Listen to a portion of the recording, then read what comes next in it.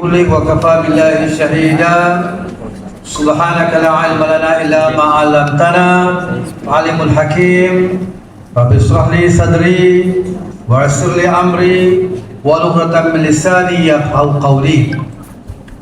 Silakan pengacara majlis bahagia Datuk Yusof selaku pimpinan masyarakat di Melaka, bahagia Saudara Aiman selaku pimpinan pelajar Kelab Taha Universiti Sultan Azlan Shah USAS Pulau Kansa Perak, bahagia Saudara Fairuz, rakan-rakan pegawai parlimen di sini, pimpinan Wabi Adam Adli, bahagia Pak Yaakob yang merupakan rakan seangkatan Suharno Ibrahim, Divisi Melaya, aktivis masyarakat yang bersama pada pagi ini.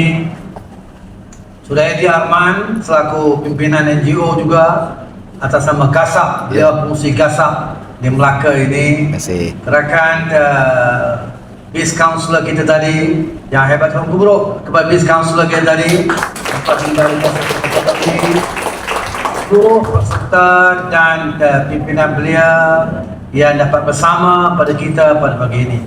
Alhamdulillah, walaupun dalam tempoh yang singkat dapat kita bersama, termasuk rakan-rakan daripada pimpinan setempat di bawah Yang Hormat Datuk Seri yang berbahagia Datuk Seri Samsul Iskandar Muhammad Hakim yang bersama kita pada pagi ini. Alhamdulillah, ini ujung program talimat khas ataupun ceramah khas keusahawanan yang diadakan sebenar program bakti siswa para pelajar Kelab Taha, Kelab Tabung Haji di Universiti Sultan Azlan Shah yang mengadakan program mereka selama beberapa hari di sini. Supaya ini akan ada juga gotong royong di sebuah masjid di sini bersama dengan Wabi Adam Adli di sini. Masjid yang berhampiran akan diadakan. Sementara itu kita di scan ada permohonan daripada rakan-rakan Surah Aiman dan rakan-rakan untuk kita adakan sedikit taklimat serta pencerahan mengenai keusahawanan yang kita akan kongsikan. Ini permulaan Datuk Yusof, insya-Allah kita adakan nanti lebih besar. Beliau mungkin nak menghimpunkan 1,000-2,000 orang usahawan di Melaka ini. Jadi kita akan buat nantinya satu program yang lebih besar ditimbangkan dalam tempoh yang terhampir untuk kita membina gelombang baru usahawan di Melaka. Sebab Melaka ini sejarah bermula. Jadi pastinya kita mahu menggabungkan semua tenaga muda yang ada, bawah pimpinan Datuk Yusof kita dan rakan-rakan yang berada di Melaka ini, termasuk juga saya fikir baru saya kenali tadi Saudara Hazrul yang merupakan pimpinan di sebuah di Kota Melaka, menggerakkan suatu keusahawanan. Jadi saya fikir kita kolaborasi dengan semua pihak yang ada di Melaka untuk menjayakan satu kebangkitan usahawan muda di Melaka ini. Di sini kita ada Wabi Adam Adli berketimbangan Menteri Pendidikan Sukan, pasti itu kemudian penting dalam konteks Melaka dan juga nasional. Pasti juga Datuk Seri Samsul Iskandar yang merupakan tokoh muda yang hebat yang perlu bergerak bersama dalam konteks kita hari ini, dan sejumlah pemimpin Melaka termasuk Pak Yaakob, termasuk Pak Omar Jaafar, Datuk Seri Omar Jaafar, Datuk Panglima Omar Jaafar kita, bekas speaker Dewan Undangan Negeri Melaka. Ini semua akan kita gabung kekuatan semua terusupkan. Sebab Tok Yusof juga ini merupakan timbalan fungsi Koperasi Masyarakat Madani Malaysia, tukang gubernur untuk kita. Jadi insyaAllah kita kan tak ramai hari ni, saya kata kita nak mula ni dengan adik-adik dekat usaha. Dia orang ramai ada orang takut kan. Jadi dia kata biarlah kita bagi adik-adik kita di USAS untuk mengendalikan Surah Aiman dan rakan-rakan Farah juga tadi kan, untuk mengendalikan program ini. Dan insyaAllah program mega yang besar kita serah terus. Dia memang besar-besar belakang yang dia mahukan. Jadi saya fikir dalam hal ini kita akan bergerak ke hadapan menjayakan satu agenda mindset yang lebih besar dalam konteks usahawanan. Saya fikir dalam ucapan awal ini juga ataupun penutup ini juga saya ingin kongsi sedikit juga nanti slide yang memang saya selalu juga kongsi semalam. Saya berada di sesi hampir sama di Kelantan bagi pimpinan masyarakat yang muda, yang veteran di Kelantan Kota Baru semalam. Dan terus hari ini saya ke Melaka kemudiannya. Yang ingin saya sebutkan ialah bahawa kita inscan komited untuk membangunkan usahawan baharu di Malaysia. Dalam tempoh 10 tahun yang lalu, kita telah membangunkan 130,000 para usahawan baharu.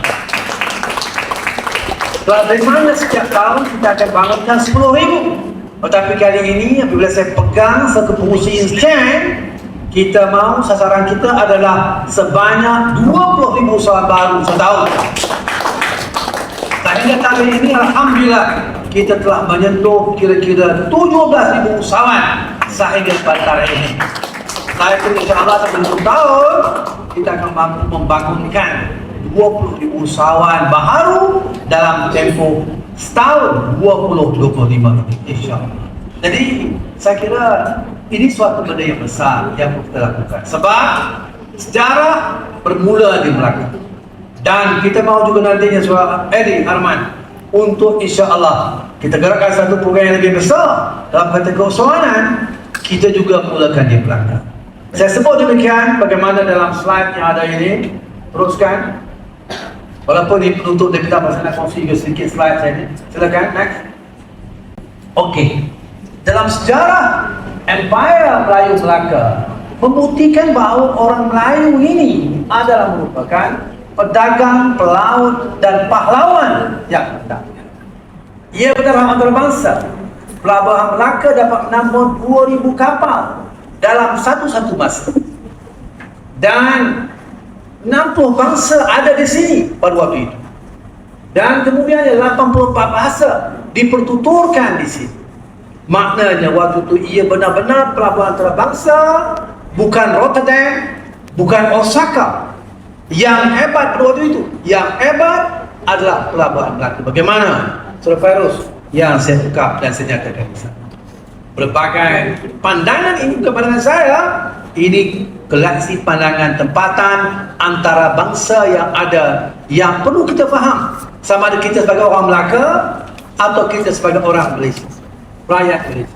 Tak kira lah, sama kita orang Melayu atau Tionghoa atau India atau Dayak atau Kadazan. Ini fakta sejarah yang ada. Dengan teknologi perkapalan dan meriam yang terkehadapan, sehingga menarik orang India dan Arab untuk berniaga di sini. Bukan untuk berniaga, tetapi untuk berniaga dengan di sini kerana orang Melayu cukup hebat pada waktu itu. Walaupun kemudian Eropah datang, Portugis, Belanda dan Inggris, walaupun mereka punya niat yang lain untuk menjajah negara kita. Itu perbezaan. Teruskan. Bering Railroad merakamkan hakikat dan ungkapan flock together every year in Malacca, which was then the center of Indonesian trade. Maknanya waktu itu tak ada kapal, maknanya diesel ataupun apa lagi dengan nuklear. Waktu itu pakai kapal layar. Maknanya layar tu bergeser-geseran. Sebab kan banyak 2,000 kapal at one time. Satu ketika ada 2,000 kapal layar. Dari rumah ada the flock together, ada bertambah-tambah lah. Layar itu tadi membayang seperti seboknya. Bagaimana gambaran yang saya buatkan di sana. Seterusnya, Tom Perez mengungkap bahawa pelabuhan Melaka ketika itu adalah pelabuhan tersebut di dunia. Di dunia, I'm not joking. Dan Dorothy Barbados telah mengatakan Bandara Melaka adalah pelabuhan terkaya dengan jumlah perdagangan borong yang terbesar di dunia pada waktu itu. Seterusnya, teruskan. Ini mana kemajuan yang ada. Cuba lihat kapal. Kapal Melayu Melaka, Jom Melayu Melaka itu yang besar tu. Manakala Portugis yang sebelah kanan itu. Maknanya kapal Melayu Melaka 4 kali ganda lebih besar daripada floor dalam laut yang ada depan Alfa Musa sekarang. Jom Melayu pada waktu itu 4 kali ganda dan dia ada 4 lapisan dan tidak tertembus oleh meriam Portugis sebenarnya. Kalau bukan kerana pengkhianatan, Melaka tidak akan jatuh. Tapi kerana pengkhianatan dalaman, Itulah yang mengakibatkan Melaka jatuh. Teruskan. Ringkasnya ialah kehebatan mereka pada waktu itu yang diungkapkan oleh banyak sarjana. Ini bukan sekedar mitos. Bukan mitos. Hang Tuah juga benar dan bukan mitos sebenarnya. Dia adalah suatu cerita sebenar. Kehebatan Hang Tuah contohnya menguasai 15 bahasa. It's not joke. Sebab 80 bahasa yang dipertuturkan. Jadi menguasai 15 bahasa pada waktu itu enteng saja bagi orang seberang. Teruskan. Walaupun kemudian kita dijajah lebih 400 tahun oleh satu siri penjajahan yang sesenarakan di sana, walaupun kini alhamdulillah kita menghadapi zaman globalisasi. Ada cabaran, tapi insyaAllah bagaimana Sifu kita ungkapkan tadi dengan ChatGPT dan Gemini dan seumpamanya, ini semua boleh kita manfaatkan secara positif kalau kita manfaatkan dengan positif. Jangan kita gunakan untuk meniru. Saya juga pengurusi disiplin, rayuan disiplin di UiTM. Kali ini sekarang cukup banyak meniru dengan menggunakan handphone, menggunakan ChatGPT. Saya ingat sebahagian di Surah Arman ada yang kena buang. Kalau Yusuf Melaya, Pak Yaakob, lagi tekan, salah sikit je dia buang. Soal meniru ini. Jadi kita kena ada self-restraint supaya tidak melanggar undang-undang. Jangan kita menipu. Benda tu baik, tetapi jangan kita gunakan kepada hal-hal yang memudaratkan kita dalam kehidupan seharian kita.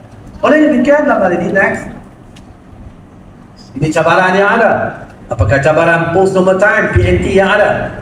Anak muda semua faham cabaran dari segi volatility, uncertainty, complexity, ambiguity, and hyperconnectivity. Saya bukan bahas sila persoalan ini, bukan kuliah kita dalam soal post normal time di bidang kepakaran Jadiul Sadar bersama PMX kita yang selalu bicara soal PNT, post normal time ini. Seterusnya, oleh demikian dalam masa sama kita, anak muda terutamanya, perlu faham bahawa ekonomi dan keusahawanan yang kita kena bangun adalah ekonomi yang manusiawi, usahawan yang madani, yang kalau kita lihat dalam hal ini ekonomi manusiawi yang merujuk kepada pembangunan manusia seutuhnya, penjagaan alam sekitar, tiada riba, tiada penindasan, tiada eksploitasi. Sebaliknya, membela yang miskin, mengutamakan kebahagiaan hidup tanpa mengetepikan produktiviti, pertumbuhan dan keuntungan. Teruskan. Oleh demikian, Al-Quran dan Surah Al-Isra dengan jelas menekankan soal prinsip karamah insaniyah, martabat keinsanan yang perlu ditekankan dalam ekonomi manusiawi. Seterusnya, walaupun kita lihat hakikatnya dalam dunia pada hari ini, kalau ada air mineral bagus juga, tapi dengan air mana itu? Air mineral, alhamdulillah. Air mineral. Hakikatnya kalau kita lihat di peringkat global pada hari ini, 8 orang yang terkaya di dunia menguasai pemilikan 36 bilion manusia. Maknanya tertumpuk, ada istilah selalu PMX mengatakan tertumpuk kepada kalangan tertentu saja. 8 orang kuasai pemilikan 36 bilion manusia dalam dunia. Manakala 1,9 bilion manusia mengalami obesiti. Dengan 490 juta manusia kurang zat makanan, 815 juta dalam kelaparan, apatah lagi di Gaza yang sengaja diolah demikian oleh Zionis Israel dan jahat. Dan 22 bilion penduduk dunia masih belum mendapat air minuman yang selamat. Ini disparity, kesenjangan yang ada dalam dunia pada hari ini apabila ekonomi manusiawi itu tidak diamalkan. Teruskan. Ini kata-kata yang saya fikir menarik daripada pejuang kemerdekaan India Mahatma Gandhi. The world is enough for everybody's need, but not enough for one greed.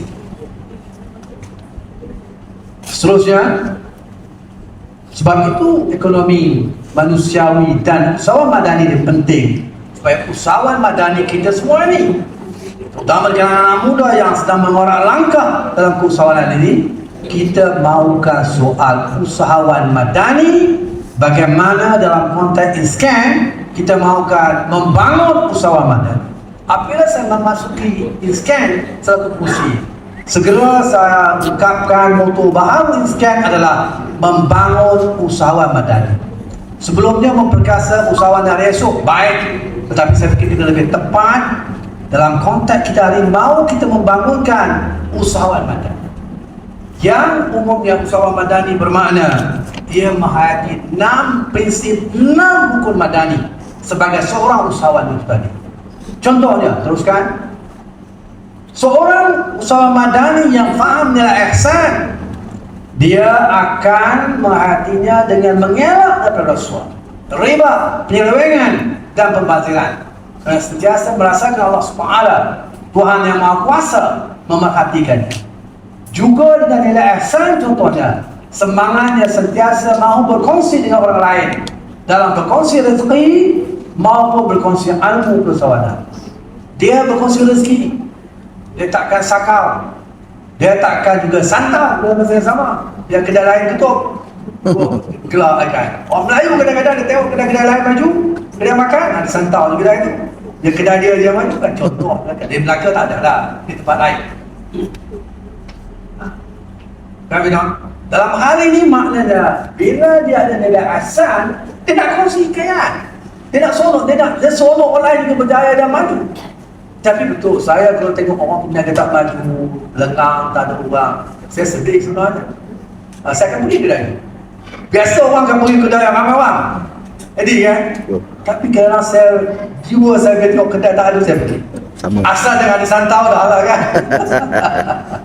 Jadi maknanya kalau ada nilai ihsan, dia mahu sebenarnya semua ramai, semua orang semua.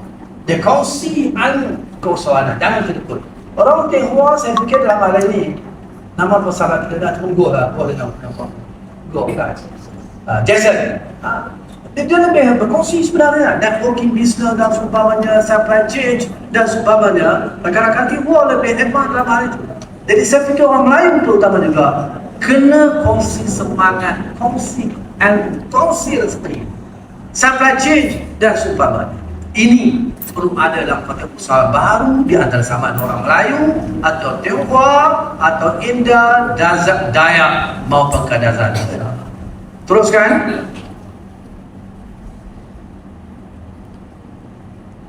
Dengan rukun madani Malaysia itu juga insya-Allah kita akan melahirkan usahawan madani yang ada daya tahan, daya juang dan daya saing dalam perjuangan keusahawanan. InsyaAllah. Seterusnya, dan kita kena faham dalam konteks negara kita ini ada 66 agensi yang boleh membantu para usahawan sebenarnya. Di 6 kementerian, di 6 kerajaan negeri. ISKAN ini sekelumit saja sebenarnya, satu daripada 66 agensi kerajaan madani yang ada pada hari ini untuk membantu membangunkan usaha. Jadi ada 65 lagi di samping ISKAN. ISKAN mandatnya ataupun peranannya yang diamanahkan oleh kerajaan madani lebih soal latihan dan bimbingan, geran pinjaman ikut pada agensi-agensi yang lain. Jadi sebab itulah hal ini maknanya usaha muda yang ada pada hari ini, dia kena faham ekosistem yang ada. Ada banyak pihak yang boleh membantu dirinya dan rakan-rakannya dalam pembangunan sebagai seorang usahawan, insya-Allah. Jadi apa yang penting, itu juga peranan ISKAN dan rakan-rakan saya yang lain juga, untuk connecting the dot and pillar to form the frame. Teruskan. Di bawah kabinet pula kita ada Yang Berhormat Sri Zainal Hamidi sebagai pengurusi dan kabinet bagi pembangunan usahawan, menggabungkan semua agensi yang ada yang saya ungkapkan tadi. Di samping beberapa NGO membantu kita, termasuklah Konsultan Usahawan Madani, KUSMA, Dewan-Dewan Perniagaan, BPIM, NGO termasuk MDM, MDN dan seumpamanya, yang sama-sama kita gerakkan secara bersama untuk membina ekosistem keusahawanan negara. Teruskan. Okey, ini antara contohnya. Teruskan. Dengan teknologi AI tadi pun coach kita telah pun kongsikan dengan kita persoalan ChatGPT, Gemini dan sebagainya untuk kita manfaatkan dalam pembangunan usahawanan yang ada pada hari ini. Teruskan. Ini Malaysia yang memang advance. Kita antara yang negara yang advance dalam soal digital AI, malahan dalam konteks pengeluaran semiconductor, kita negara nombor 1 dunia dalam pengeluaran semiconductor. Bukan Amerika, bukan China. Kita nombor 1 dalam pengeluaran semiconductor dunia pada hari ini, yang amat penting dalam semua perusahaan masa depan. Sama ada perusahaan satelit atau TV atau elektronik dan sebagainya, kesemuanya memerlukan semiconductor ini tadi. Dan kita adalah merupakan pengeluar utama, termasuk kita juga antara negara yang paling banyak simpanan rare earth ataupun REE, unsur nadir, yang ada dalam negara kita. Jadi terusuk nak latihan anak muda juga bagaimana untuk menerokai rare earth yang ada di Malaysia dengan cara yang betul, dengan lesson dalam konteks sebagai perusahaan masa depan dalam konteks negara kita. Di samping F&B, tourism penting, tetapi ada beberapa sektor kritikal sebenarnya yang perlu juga anak kita, muda kita mulai menceburi sebagai perusahaan masa depan yang penting dalam tamadun dunia manusia pada hari ini. Teruskan. Ni digital gap, pada tak apalah. Teruskan. Teruskan. Ini soal bagaimana kesan, bagaimana soal online business di antara negara yang dari ada dalam nota yang saya ada dulu. Jadi saya tak akan pergi detail lah. Teruskan. Oleh demikian, Datuk Seri Anwar Ibrahim sebagai pengurusi ASEAN 2025, ini ruang untuk kita mengevaluasikan business networking kita. Go ASEAN, go global. Ini perlu ada dalam sebagai semangat usaha baru kita. Go ASEAN, go global. Maknanya cencalo. Jangan kita fikir di belakang ada, tapi pula seluruh ASEAN, pula seantero dunia. Kita dulu mana-mana yang dah pergi Korea 20 tahun yang lalu, pergi Korea, kimchi, suka ke makan kimchi? Tak suka je Sir. Masak apa kan. Tapi dia buat research, dia kembangkan kimchi is the best probiotic food. Maka orang pun start makan lah, walaupun masa bukan boleh makan lah. Dan sebab dia kata is a good probiotic food, dia orang makan. Sejarah pun begitu juga, tempoyak pun begitu juga, budu pun begitu juga. Senyum MC dia, sama nama MC saya lupa. Air ni senyum dia. Semalam saya orang Kelantan, saya kata budu tu pun is among the best probiotic food. Jadi seluruh dunia sekarang ni tidak terima untuk makan kimchi. Dengan kempen yang mereka ada, research yang mereka ada. Jadi bermakna kita juga dalam konteks Malaysia hari ini, kita ada probiotic food yang bagus, sama ada cencalo ataupun tempoyak ataupun budu dan sebagainya. Yang penting kalau kita lihat dalam hari ini ialah kita ada wawasan kehadapan, bukan sekedar dalam Melaka, lebih daripada seluruh Malaysia, daripada Perlis sampai ke Sabah, seluruh ASEAN, seluruh dunia. Kita kena maklum ada research dan kembangkan kempen seantero dunia. Boleh atau tidak? Boleh. Boleh, insyaAllah. Dibantu oleh Ustaz. Kan? Sebab kalau kita lihat, kalau ASEAN saja ada 670 juta pembeli. 670 juta. Manakala kalau OIC, Organization Islamic Conference, ada 57 buah negara dengan 2 bilion penduduknya.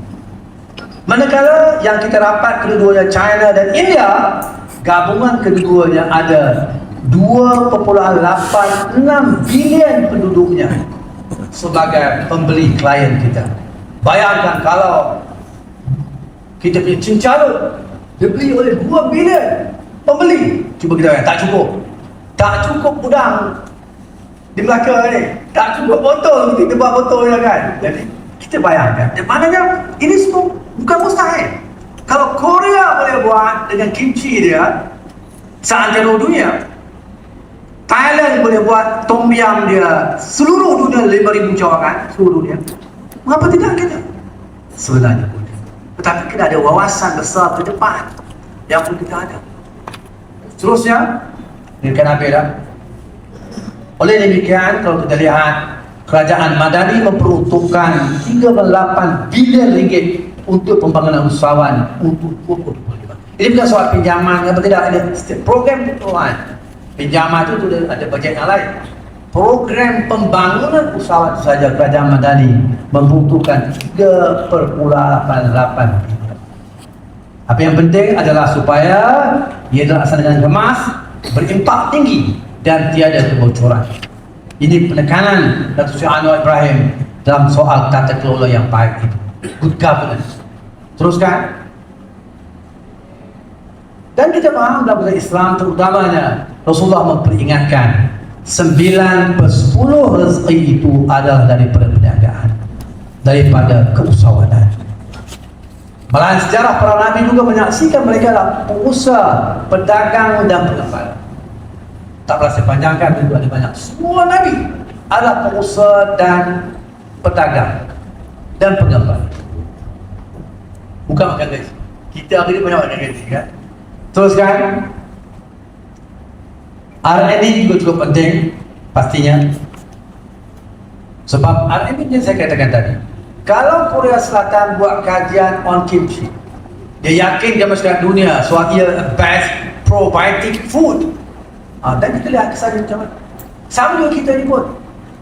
Kalau ada R&D yang kuat dalam soal barangan kita, produk kita, food kita, sebenarnya dia boleh juga memberi impact yang itu kita kena gerak sama di UTM ke ataupun UiTM ke atau bagaimana kajian dalam food industry mereka membuat kajian-kajian dan disebarluaskan, diterbitkan, ia akan memberikan impact yang sama. Bagaimana kimchi boleh menerobos pasaran antarabangsa. Seterusnya, kolaborasi penting. Teruskan. Di peranan Kuskop, 10 agensi di bawah Kuskop. Teruskan. Dengan turun patah balik sikit. Kita perlu penting juga bahawa ekosistem keusahawan negara kita ini dipandu oleh Dasar Keusahawanan Nasional yang dilancarkan pada tahun 2018 dan ingin mencapai tahun 2030 seluruh rakyat Malaysia ada jiwa keusahawanan. Tak spesifik niaga lagi, tapi ada jiwa keusahawanan yang ini yang dimahukan dalam Dasar Keusahawanan Nasional 2030. Ada 5 objektif utama, 6 trust strategi yang mau dicapai dalam konteks Dasar Keusahawanan Nasional 2030. Teruskan. Itu juga sambungan.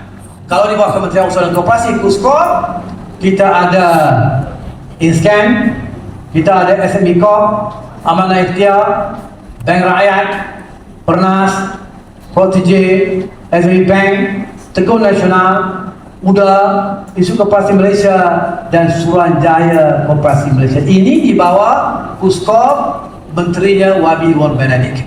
Saya pengurusi Inscan, ada 10 agensi di bawah Kuskop. Teruskan. Ini pembahagian tugas lah di antara agensi-agensi di bawah Kuskop. Teruskan. Ini contoh UiTM. Tahun ini Masmap cukup umurnya 50 tahun. Telah dilancarkan 50 tahun yang lalu. Akademi Pembangunan PKL dan Usaha Keusahawanan Malaysia. Singkatannya Masmap yang belum berjabat di Shah Alam, di UiTM Shah Alam. Yang saya juga lah lembaga pengarah UiTM dengan pelajar 200,000, 34 cawangan dari Perlis sampai ke Sabah. Teruskan terutama dalam konteks fokus anak muda Putra yang jauh ketinggalan. Teruskan. Ini antara contoh mereka yang berjaya. Sama ada Datuk K, sama ada Zambia Usama di Ciamon Cafe, yang ada 222 outlet di hujung 2024. Tahun 2025 ini dia bergerak seantero ASEAN, seluruh negara ASEAN dia akan bergerak, dan global kemudiannya. Jadi dia go ASEAN, go global. Sekarang di Malaysia sahaja dia ada 222, bermakna setiap parlimen ada kedai di Ciamo Cafe sebagainya. Teruskan. Dan dalam Program Mahasiswa memang kita ada program 4,000 orang yang sekian sentuh untuk kita membina usaha baru atas nama program Protege atau Jom Jumpa Mahasiswa, JJM. Teruskan. Oleh demikian, untuk harapan bermakna soal bisnes dekat ASEAN, baikkan OIC atau BRIC, produk halal. Teruskan. Mindset keusahawanan yang perlu ada, sebab umumnya ikuti Bumi-Putera pada hari ini kita orang Melaka. Ikuti Bumi-Putera hari itu 12% sahaja. Itu pun sebahagiannya dalam GSC kerajaan. Kalau betul-betul ikuti Melayu Bumi-Putera ini kurang 10%. Itu gambaran yang kita ada di situ. Very much left behind dalam konteks itu. Teruskan. Anugerah yang mungkin untuk memberikan semangat kepada mereka. Dan baik, saya fikir kalau ada syarikat-syarikat usahawan perpaduan yang menggabungkan orang Melayu, Cina, India dalam satu syarikat, kenapa tidak? Kan? Yang bersifat demikian. Jadi saya fikir dalam hal ini maknanya perlu ada sinergi, kolaborasi di antara usahawan Melayu, Cina, India, Dayak, Kadazan. Jadi tidak timbul soal persaingan maut, yang Cina nak boikot Melayu, yang Melayu nak boikot Cina, dan India, yang India nak boikot. Saya fikir itu bukan yang sehat. Tetapi dalam konteks negara kita ini yang berbagai kaum dan agama, tidak salah kita ada syarikat-syarikat yang mendukung semangat perpaduan kita sebagai bangsa Malaysia. Betul, Allah jadikan kita ada bangsa Melayu, ada bangsa Cina, ada bangsa India, atau keturunan Portugis, atau keturunan Nyonya, atau Dayak, atau Kadazan. Ini kejadian yang Tuhan berikan kepada kita. Tetapi bukan untuk kita bergaduh.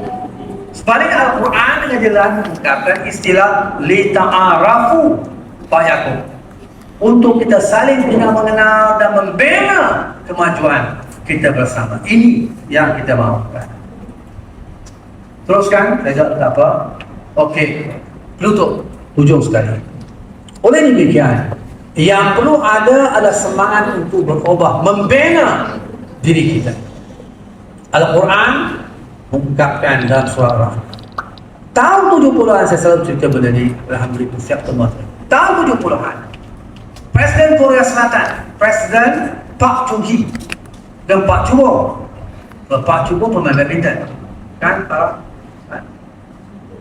Jadi pada waktu itu dia melawan penegarakan negara. Di antara yang beliau lihat di penegarakan negara ada khat yang cantik.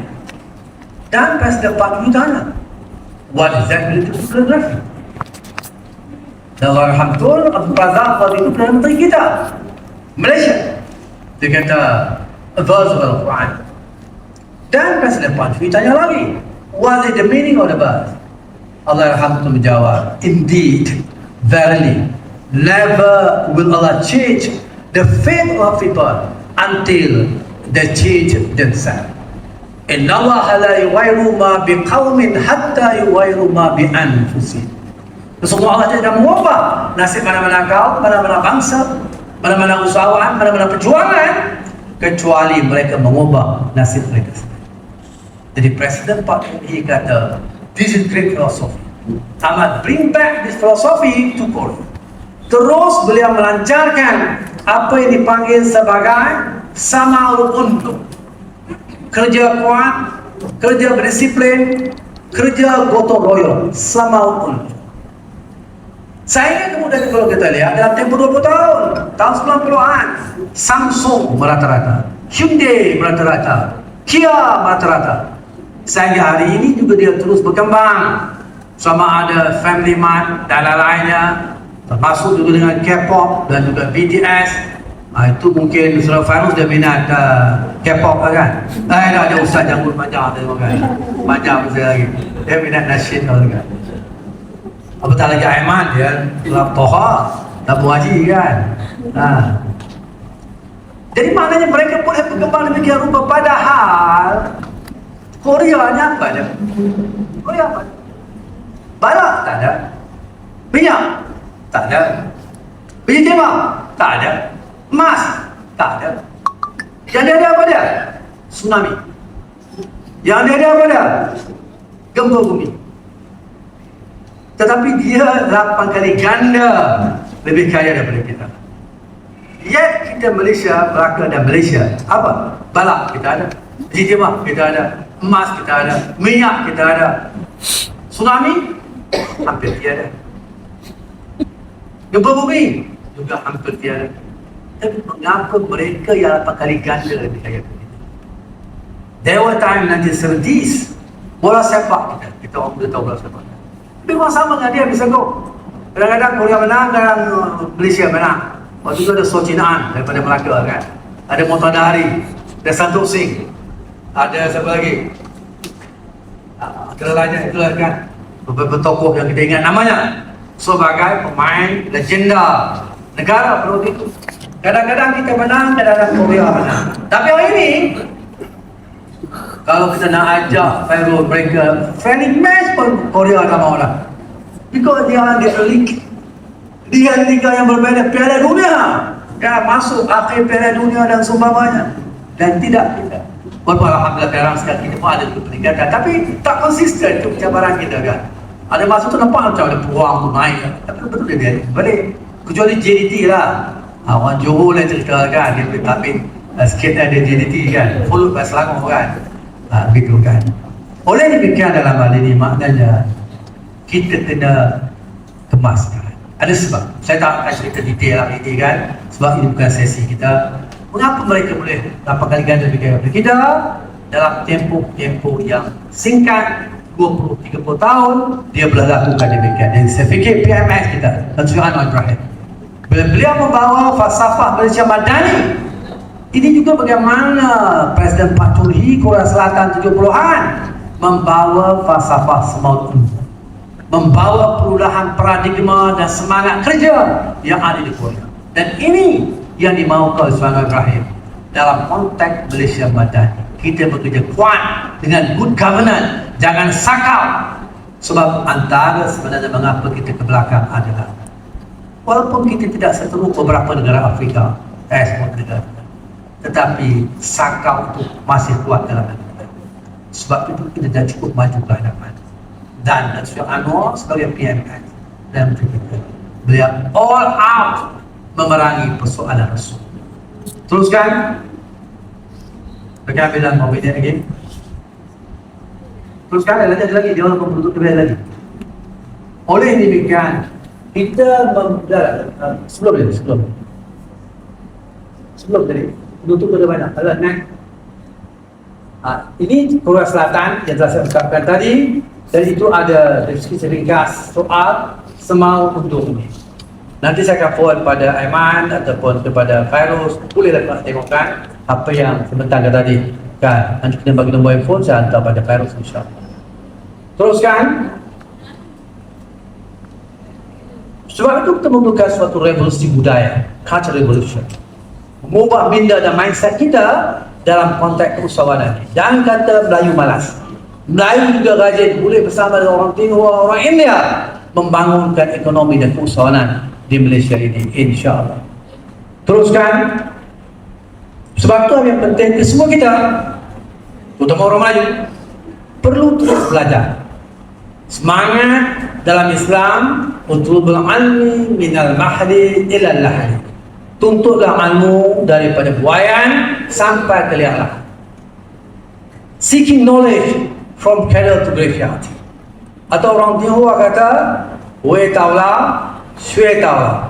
Tidak taulah, Jason juga ada. Oh, taulah, shui taulah. Okey, itu lebih precise pronunciation dia. Atau orang India kata, "Kalbi pira pemutal, yirapi para." About the same philosophy that we have to learn continuously. Ini perlu ada dalam kita. At what level you are, baru nak mula berniaga, tengah berniaga, dah maju, terus berniaga sebenarnya sebab endless, zaman berubah. Hari ini tiba-tiba ada Trump tarif 19%, asalnya 24%. Tapi dia nak ada lagi, mana-mana yang terlibat dengan BRIC, dia akan tambah 10% balik. Maknanya Malaysia terlibat dengan BRIC. Kita kata, oh sorry, okey kita baik dengan Amerika, betul. Tapi kita juga akan terlibat dengan BRIC. Kita tidak harapkan soal dia nak ancam putting or adding another 10%. Kalau betul 10% lagi, tambah lagi lah, 19 plus 10, 29. Oh kita tidak, kita bodoh dapat. Kita negara bebas, kita akan berinteraksi dengan China, dengan India, dengan Brazil, negara-negara BRIC. But at the same time, we maintain our dengan US, dengan negara Eropah dalam konteks dunia perdagangan. Kita berniaga bebas dengan seluruh dunia dan negara yang lain. Teruskan di hujung ni kalau berikut. Ada satu lagi ada. Next. Okey. Jadi yang kita mahu bersama pada hari ini adalah untuk menyahut seruan negara membangun usaha madani. Penduduk desa gigih bertani, di tepi bendang menjamu selera. Mari bersama membangun usaha madani demi menyahut seruan negara. Pengacara majlis akan jawab bantu saya. Jadi pengacara majlis siap bantu jawab. Saya bagi 2 minit lagi sebelum dia prepare bantu dia jawab bantu saya tadi. Oleh demikian kita instan sebagai 1-2 minit ucapan penutup saya. Maknanya kita instan committed untuk menggerakkan soal membangun usaha madani. Dan kita sedang juga menggerakkan gerakan membangun usaha madani. Ada kesalahan tadi. Gerak membangun usaha madani telah diedarkan tadi kan. Gerakan membangun usaha madani abad 21. Kita cuba gerakkan dan gabung jalinkan dengan semua NGO, kementerian, agensi dan Dewan Perdagangan untuk kita bina suasana keusahawanan yang merupakan antara misi negara kita ini. Dan saya yakin bahawa kita boleh buat. Kita akan gerakkan bersama dan instan. Dan saya komited setiap hari. Semalam saya di Kelantan, sebelum saya di Pulau Pinang, sebelum saya di Sabah, saya akan bergerak seantero Malaysia terlebih dahulu. Sebelum kita pergi mulai tahun depan, ASEAN dan juga global, kita akan gerakkan dalam nama gerakan membangun usaha madani supaya kita telah menerima e-poster gerakan membangun usaha madani global abad 21 atau GEMA 21 yang merupakan komitmen kita untuk kita jayakan sama dalam konteks Malaysia, ASEAN maupun global insyaAllah. Terima kasih. Tanya kepada Kelab Tabung Haji Usaha sebuah pimpinan Surah Aiman dan rakan-rakan tukang buruh untuk mereka rekan-rekan di pejabat parlimen Surah Fairuz dan rakan-rakan bersama Biadang Adli di pejabat parlimen di sini, pejabat parlimen Hang Tuah Jaya tukang buruh untuk gerakan parlimen Hang Jaya, rekan-rekan pimpinan masyarakat setempat di parlimen Hang Tuah Jaya diketuai oleh Wakil Samsul Iskandar tadi siapa dia? Farhan yang ketuai rekan-rekan pimpinan di bawah pimpinan masyarakat di Hang Tuah Jaya Penggeburuh untuk Farhan dan rekan-rekan.